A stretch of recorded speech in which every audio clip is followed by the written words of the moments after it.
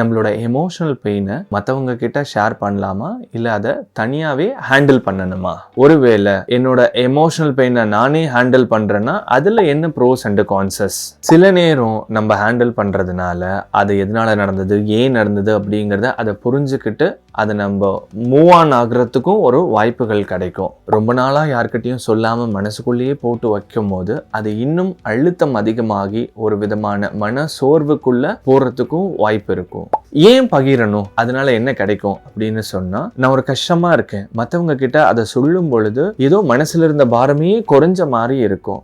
அந்த நேரம் யார்கிட்ட சொல்லணும் அப்படிங்கிறது ரொம்ப நம்பிக்கையானவங்க, உங்க நண்பர்களா இருக்கலாம், உங்க குடும்பத்தில் இருக்கிறவங்களா இருக்கலாம், இல்லை எங்களை மாதிரியான ஒரு மைண்ட் ஹெல்த் ப்ரொஃபஷன்ஸாக இருக்கலாம், ஒரு சைக்காலஜிஸ்டாக இருக்கலாம். ஸோ அவங்க கிட்ட சொல்லும் பொழுது அதை எப்படி ஹேண்டில் பண்ணுறது, அதுலேருந்து எப்படி மூவ் ஆன் ஆகுறதுங்கிற ஆலோசனைகள் உங்களுக்கு கிடைக்கும். ஒரு விஷயம் மட்டும் ஞாபகம் வச்சுக்கோங்க, பாதுகாப்பு இல்லாத இடத்துல உங்களோட எமோஷ்னல் பெயினை எக்காரணத்தை கொண்டும் ஷேர் பண்ணாதீங்க.